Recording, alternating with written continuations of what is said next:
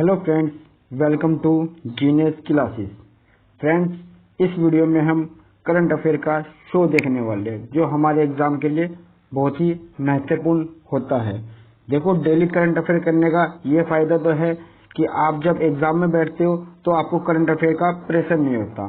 और एग्जाम से पहले कुछ बच्चे क्या करते हैं, 6 महीने, 3 महीने या 1 साल की मैगजीन ले लेते हैं करंट अफेयर की, जो उस टाइम ना तो अच्छे से याद हो पाती है और याद हो जाती है तो एग्जाम के टाइम पे याद नहीं रहती।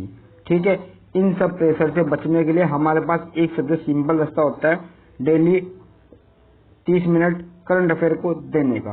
15 मिनट में आप सुनिए और साथ साथ लिखिए, प्लस इवनिंग में या नाइट में, क्या बोल रहा हूँ, इवनिंग में या नाइट में इसे डेली टू डेली याद किया करें। हैंड टू हैंड याद मत किया करें, क्योंकि आप जब हाथों हाथ याद करते हो तो कुछ क्वेश्चन तो पहले से ही याद हो चुके होते हैं जो हम लिख लेते हैं, तो उनके लिए हमें शाम तक का टाइम देना चाहिए, ताकि जो सुबह हमने देखा है उसे रिवाइज करने के लिए हमें बीच में 8-10 घंटे का गैप मिल जाए। तो आप इवनिंग में या नाइट में इसको याद किया करें। ठीक है, इससे आपको अच्छे से याद हो जाएगा और काफी लंबे टाइम तक आपके माइंड में बना रहेगा। ठीक है, चलो अब हम स्टार्ट करते हैं। स्टार्ट करने से पहले ये कहूंगा, जो बच्चा इस वीडियो को फर्स्ट टाइम देख रहा है, ठीक है, वो इस चैनल को सब्सक्राइब कर लीजिए और लाइक करना मत भूलिए और ज्यादा से ज्यादा अपने यार दोस्तों के साथ इसको शेयर कीजिए। चलो वीडियो स्टार्ट करते हैं। आज डेट है 28 अप्रैल 2020। पहला क्वेश्चन हम स्टार्ट करने जा रहे हैं। अप्रैल 2020 में भारत के किस पड़ोसी देश ने उत्तरी अरब सागर में जहाज रोधी मिसाइलों का सफल परीक्षण किया है? पाकिस्तान ने ये सफल परीक्षण किया है और ज्यादा घबराने की बात नहीं है, भारत के पास ऑलरेडी ही ऐसी मिसाइलें उपलब्ध है, जैसे निर्भया, धनुष, ब्रह्मोस जैसी हमारे पास पहले ही ऐसी मिसाइल उपलब्ध है, इसलिए ज्यादा चिंता करने की बात नहीं है। ये एक इंफॉर्मेटिव क्वेश्चन था जो मैंने आपको बता दिया। नेक्स्ट क्वेश्चन पे चलते हैं। किस राज्य सरकार ने कोविड-19 लोगों की सेवा के लिए कर्मी बोट रोबोट तथा नाइटिंगेल 19 तैयार किया है? केरल सरकार ने ये काम किया है। इससे क्या होगा, जो कोविड-19 के यानी कोरोना वायरस के जो रोगी हैं उनकी सेवा ये रोबोट करेंगी, क्योंकि आपको हाल ही में न्यूज में देखने को मिलता है कुछ डॉक्टर या कुछ नर्स भी इनसे संक्रमित हो जाती है। इन रोगियों के पास वो लोग कम से कम जाए, इसके लिए उन्होंने रोबोट का इस्तेमाल किया है, ताकि रोबोट ही इनकी सेवा कर सके और नर्स और डॉक्टर इनके टच में आने से कम बच सके। ठीक है, नेक्स्ट क्वेश्चन। भारत ने किस देश को 1 लाख हाइड्रोक्सीक्लोरोक्विन टैबलेट व 50,000 सर्जिकल दस्ताने भेजे हैं? भारत ने बांग्लादेश को ये भेजे हैं। अगर आपको याद हो, मैंने आपको कुछ दिन पहले भी न्यूज बताई थी, क्लोरोक्विन ये जो टैबलेट होती है, हाइड्रोक्सी क्लोरोक्विन जो टैबलेट होती है, ये एक मलेरिया के इसमें काम आती है, लेकिन आजकल ये कोरोना वायरस के इलाज में भी मददगार साबित हो रही है। आप न्यूज में देखते रहते होंगे कि भारत ने आज इसे भेज दी, भारत ने आज उसे भेज दी। कुछ दिन पहले न्यूज चैनल में ये भी दिखाया गया था कि अमेरिका ने भारत को धमकाया है, जो बिल्कुल ही गलत था, क्योंकि हम लोग, अब आप देखिए, बांग्लादेश को भेजिए, भूटान को भेजिए, मालदीव को भेजिए, क्या ये देश हमको धमका रहे थे? नहीं, हम सबकी मदद कर रहे हैं। हमारे मन में कोई भेदभाव का असर नहीं है कि हम भेदभाव करेंगे। हम जब गरीब देशों को, अपने से छोटे देशों को भेज रहे, तो हम बड़े देशों को भेजने में कोई ऐतराज नहीं होगा। तो धमकाने की बात बिल्कुल ही गलत थी, मीडिया वालों ने सिर्फ उछाली थी। अब आप खुद एक चीज सोचिए, अगर कोई हमको धमका रहा है और हम बदले में वो काम कर दें, तो वो हमारा एहसानमंद क्या होगा? बिल्कुल नहीं होगा। वो तो कहेगा, लो हमने धमका दिया था और इन्होंने हमारी बात मान ली। लेकिन आपने देखा है, जैसे ही हमने अमेरिका वालों को भेजी थी, उसके तुरंत ही बाद अमेरिका वालों ने हमारा एहसान जताया था और बहुत अच्छी अच्छी बातें कही थी, क्योंकि उन्होंने हमें धमकाया नहीं था, वो तो सिर्फ मीडिया में फेक न्यूज बनाई गई थी। आप लोग भारत के निवासी हो, ठीक है, और आपको पता है भारत कोई छोटा मोटा देश नहीं जो किसी के धमकाने में आ जाए। ऐसी बातों को सुनने से पहले या बोलने से पहले या इशू बनाने से पहले आप सब लोग अपने देश पर गर्व करना सीखिए, ना कि उसे नीचा दिखाना। देखिए, राजनीतिक चीजें चलती रहती है, अपने आप स्टूडेंट हो, अपने माइंड में इन चीजों को बिल्कुल मत लाइए। मैं बहुत से बच्चों का स्टेटस देखता हूँ, बहुत से बच्चों की सोच देखता हूँ, लेकिन वो बिल्कुल गलत है। आप अपने देश के विरोधी बातें मत करना, ठीक है। हमारे देश को कोई नीचा नहीं दिखा सकता, हमारे देश को कोई धमका नहीं सकता, ठीक है। हम बिल्कुल अपने आप में सक्षम है, हर चीज का जवाब देना जानते हैं, ठीक है। प्यार से मांगो, प्यार से हर चीज करनी होती है। जैसे बांग्लादेश हो गया, मालदीव हो गया, आपको आज कमेंट बॉक्स में लिखना है कि मालदीव के पास जो हमने हाइड्रोक्सीक्लोरोक्विन भेजी थी वो किस ऑपरेशन के तहत भेजी थी। वो ऑपरेशन मोस्ट इम्पोर्टेंट बनता है, इसलिए आपको उस ऑपरेशन का नाम बताना है। नेक्स्ट क्वेश्चन, किसने चंद्रमा का पहला डिजिटल भूवैज्ञानिक नक्शा लॉन्च किया है? अमेरिका ने ये लॉन्च किया है, यानी कि नासा बोल सकते हो, और नासा अमेरिका ने इसे लॉन्च किया है। मैं आप इस क्वेश्चन को समझना चाहोगे तो मैं इसे समझा देता हूँ। अगर आप गूगल पे कोई मैप निकालते हो, मैप किस तरह का? ऊपर वाला मैप। जब आप 3D मैप निकालते हो तो आपको क्या दिखाई देता है? आपके मोहल्ले की या आपके सहारनपुर, आपके सिटी की आपको छतें दिखाई देती है घरों की, ठीक है। आपको स्थिति बता देती है कि यहाँ पर गली है, यहाँ पर मेन रोड है, यहाँ पर घर है, ये घर की छत है। इसी प्रकार से एक वैज्ञानिक है, उनका नाम है एस हरील वैज्ञानिक ने नासा के सहयोग से धरती पर रहते हुए चंद्रमा का नक्शा बनाया। किस तरह का नक्शा बनाया अब आप समझ चुके होंगे, ठीक है। ये बनाने का उनके पास मेन रीजन क्या है? नासा एक मिशन लॉन्च कर रहा है जिसका नाम है मिशन आर्टिमस। ये चंद्रमा के दक्षिणी ध्रुव पर जाएगा। वही ये दक्षिणी ध्रुव है जहां पर हमने यानी कि भारत ने चंद्रमा 2 लॉन्च किया था। वो बात अलग है, हम किसी कारण असफल हो गए, रोवर के उनके कारण असफल हो गए, लेकिन ये नासा ये काम करेगा और 2024 में ये वहां पर पहुंच जाएगा। तो इसके लिए उन्होंने पहले नक्शा तैयार किया ताकि उन्हें पता चल जाए कहां पर खड्डे हैं, कहां पर क्या है, कहां पर क्या नहीं है, ठीक है। इसलिए ये नक्शा लॉन्च किया गया है। नेक्स्ट क्वेश्चन, आरबीआई ने म्यूचुअल फंड कंपनियों को कितने करोड़ रुपए देने की घोषणा की है? 50,000। आरबीआई ने यह कोरोना वायरस के दौरान इनको राहत पहुंचाने के लिए 50,000 करोड़ रुपए देने की घोषणा की है, क्योंकि म्यूचुअल फंड कंपनियां आजकल बहुत घाटे में चल रही है। शेयर मार्केट बोल सकते हो, शेयर मार्केट घाटे में चल रही है। इस घाटे को उभारने के लिए, ये बंद ना हो जाए किसी कारण, ये चीज देखने के लिए आरबीआई ने 50,000 करोड़ रुपए देने की घोषणा की है। नेक्स्ट क्वेश्चन, किस महारत्न कंपनी ने 10 हाइड्रोजन ईंधन आधारित बस व कार लॉन्च करी है? इस क्वेश्चन का मेन रीजन मेरे पास ये है, आपको एनटीपीसी के बारे में पता चल जाए, इसकी फुल फॉर्म पता चल जाए, इसकी स्थापना पता चल जाए, ठीक है। क्या काम किया है इस कंपनी ने? 10 हाइड्रोजन ईंधन आधारित बस व कार। अब बस व कार हाइड्रोजन ईंधन से भी चल पाएगी। एनटीपीसी की फुल फॉर्म देखिए, मैंने लिख रखी है आपके लिए, नेशनल थर्मल पावर कॉर्पोरेशन, ठीक है। इसकी स्थापना 1945 में की गई थी। इसका हेडक्वार्टर न्यू दिल्ली है और इसके जो अध्यक्ष है वो गुरदीप सिंह है, ठीक है। नेक्स्ट क्वेश्चन,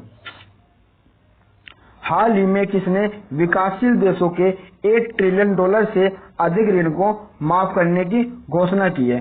UNCTAD, इसे शॉर्ट फॉर्म में अंकटाड बोलते हैं। इसकी फुल फॉर्म भी मैंने आपको नीचे दे रखी है। अंकटाड ने $1 ट्रिलियन से अधिक ऋण को माफ करने की घोषणा की है। UNCTAD, UNCTAD, United nation conference trade and development, ठीक है। नेक्स्ट क्वेश्चन, किस देश ने नाबालिगों को सजाए मौत ना देने की घोषणा की है? सऊदी अरब ने ये घोषणा की है। आपको पता है या आप सुनते भी होंगे, सऊदी अरब में जो कानून है बहुत ही डेंजर वाला होता है, ठीक है, बहुत ही सख्त होता है। अभी हमने कल न्यूज क्या पढ़ी थी? कोड़े ना मानने की बात, ठीक है। और आज क्या पढ़ रहे? नाबालिगों को सजाए मौत ना देने की बात। क्या बोला है इसने?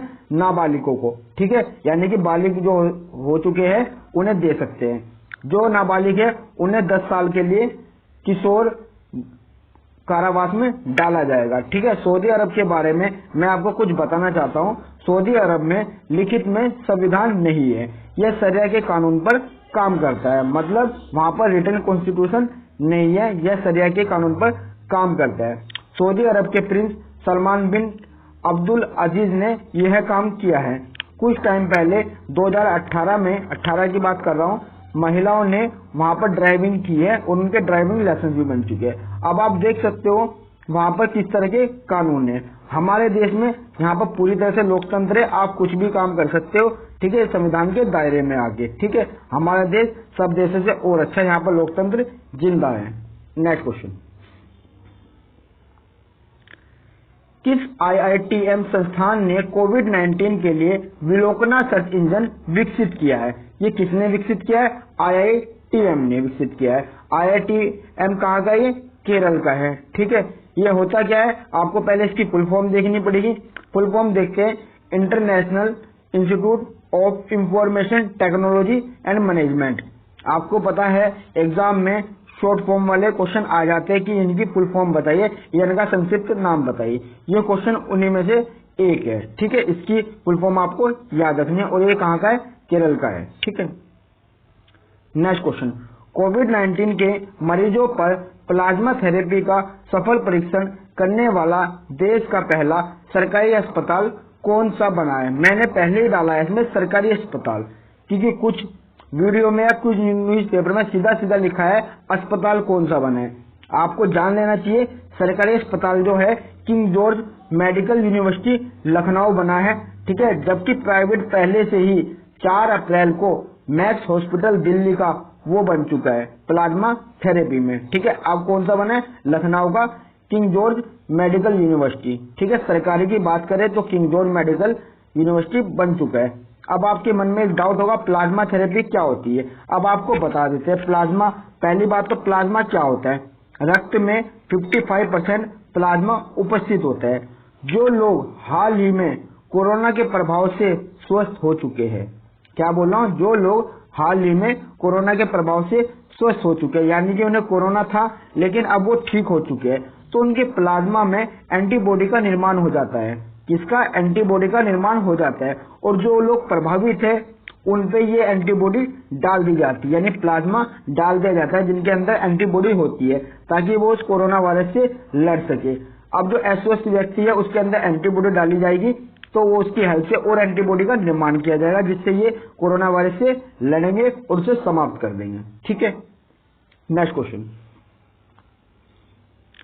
11, सिप्री के अनुसार सबसे अधिक सैन्य व्यय के मामले में भारत का स्थान कौन सा है?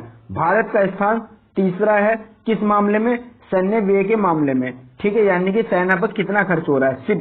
सिप्री इस रिपोर्ट को जारी करता है। जैसे आपको नाम दिख रहा है सिप्री, इसकी फुल फॉर्म देख लीजिए, Stockholm International Peace Research Institute. ठीक है, Stockholm International Peace Research Institute. अब भारत तीसरे स्थान पर आया है, तो पहले और दूसरे पे कौन है आपको दिखा देते। पहले पर है अमेरिका USA, दूसरे पर है चीन और तीसरे पे कौन सा है? भारत है। इससे नीचे आपको नहीं जाना है। नेक्स्ट क्वेश्चन, उत्तर प्रदेश सरकार ने कब तक सभी सार्वजनिक कार्यों पर प्रतिबंध लगाया? 30 जून तक। यानी कब तक? 30 जून तक उत्तर प्रदेश सरकार ने सार्वजनिक कार्यों पर प्रतिबंध लगाया है। उत्तर प्रदेश में कोरोना वायरस के प्रभाव निरंतर देखने को मिल रहे हैं। डेली टू डेली वहां पर रिपोर्ट लोगों की पॉजिटिव आती जा रही है, जो हमारे लिए चिंता का विषय है। इसलिए उत्तर प्रदेश सरकार ने 30 जून तक सारे सार्वजनिक कार्यों में प्रतिबंध लगाया है। जैसे शादी विवाह हो गया या कोई सम्मेलन करना, उन पर पूर्णतः प्रतिबंध लगाया गया है। नेक्स्ट क्वेश्चन, हाल ही में भारत और किस देश के बीच होने वाला सैन्य अभ्यास घोर अंधेरा कोरोना वायरस के कारण रद्द हुआ है? ऑस्ट्रेलिया के कारण। अब आपके मन में आएगा घोर अंधेरा यानी कि पिच ब्लैक, ये हमने आज से पहले नहीं सुना था, तो सर ये कौन सा अभ्यास है? अब आपको इसके बारे में बता दिया जाएगा। ये असल में आपने आज से पहले क्यों नहीं सुना है, उसका रीजन एक और है। यह 2018 में पहली बार हुआ था, मीन्स 2018 में पहली बार हुआ था। 19 में ये नहीं होना था। क्यों नहीं होना था? क्योंकि ये 2 साल में एक बार होता है, यानी कि ये कौन सा अभ्यास है? द्विवार्षिक अभ्यास है। 2018 में हुआ था और अब कब होना था? 2020 में होना था। ठीक है, यानी अप्रैल में ये जुलाई अगस्त के टाइम पे ये आपका होना था 2020 में, लेकिन अब ये रद्द हो गया है। अब ये कब होगा? अब ये 2022 में होगा। ठीक है, 18 में हुआ था, 20 में रद्द हुआ, अब कब होगा? 2022 में होगा। और ये किनके बीच है? ये एयरफोर्स के बीच में है, भारत और ऑस्ट्रेलिया के एयरफोर्स के बीच में। अब आप इस क्वेश्चन को समझ गए होंगे। नेक्स्ट क्वेश्चन, किसे भारत के आर्थिक सचिव के रूप में नियुक्त किया गया है? तरुण बजाज को नियुक्त किया गया। हाल ही में जो खबरों में चल रहा है, सचिव इधर से उधर जा रहे हैं, IAS ऑफिसर जो है उनका ट्रांसफर हो रहा है या उन्हें सेवानिवृत्त किया जा रहा है, तो आप इन नियुक्ति के तौर पर इस क्वेश्चन को समझिए। ठीक है, वर्तमान में यह जो तरुण बजाज जी है प्रधानमंत्री कार्यालय में अतिरिक्त सचिव है, यानी कि PMO ऑफिस में अतिरिक्त सचिव है। यह जो स्थान लेंगे अतनु चक्रवर्ती का स्थान लेंगे। अतनु चक्रवर्ती 30 अप्रैल को रिटायर्ड हो रही है, उनकी जगह तरुण बजाज जी बैठेंगे। नेक्स्ट क्वेश्चन, 15 अप्रैल 2020 में गृह मंत्रालय ने लॉकडाउन के उल्लंघन को रोकने के लिए कुल कितने अंतर मंत्री स्तरीय टीम का गठन किया है? 5। ठीक है, कितने सदस्यों की टीम का गठन किया है? 5। ठीक है, ये क्या काम करेगी? जहां पर कोरोना वायरस अत्यधिक प्रभाव में है, जैसे महाराष्ट्र, गुजरात के अहमदाबाद में, ठीक है, इंदौर में, उधर जाके ये देखेंगे और लॉकडाउन को सख्ती से पालन कराया जाएगा ताकि कोरोना वायरस के प्रभाव को कम कर सके। ठीक है, वीडियो समाप्त करने से पहले एक बात और बोलना चाहूंगा, अगर आप हमारे चैनल पर नए हैं तो पहले बात तो सब्सक्राइब करिए और कमेंट बॉक्स में या मेरे इस नंबर पर आप मैसेज कर सकते हैं, व्हाट्सएप पे मैसेज कर सकते हैं, नाम लिखिए और पता लिखिए और बोल दीजिए ऐड मी योर ग्रुप। ठीक है, आपको ऐड कर लिया जाएगा। लड़कों के लिए ग्रुप अलग है, लड़कियों के लिए ग्रुप अलग है, तो कोई घबराने की जरूरत नहीं है। ठीक है, और मैं आपको बताना चाहूंगा, कल मैंने नंबर सिस्टम की वीडियो डाली है जिसमें यूनिट डिजिट यानी कि इकाई का अंक निकालने की ट्रिक बताई है, जिससे आप क्वेश्चन को देखते ही बिना पेन के आप आंसर निकाल पाओ। आज भी मैं अच्छी ट्रिक समझाऊंगा और आज आपके पास 5 बजे तक का टाइम है। अगर आपका नंबर सिस्टम का कोई भी क्वेश्चन, किसी भी चैप्टर का क्वेश्चन, ठीक है, यानी किसी भी किताब से, क्या बोल रहा हूँ, नंबर सिस्टम का किसी भी किताब से कोई भी क्वेश्चन आपका अटकता है तो आप मुझे सेंड कर सकते हैं। यह आपके पास मेरा व्हाट्सएप नंबर है, आप उस पर सेंड कीजिए। आपको शाम को 9 बजे से पहले सॉल्यूशन वीडियो के थ्रू मिल जाएगा। Thank you so much.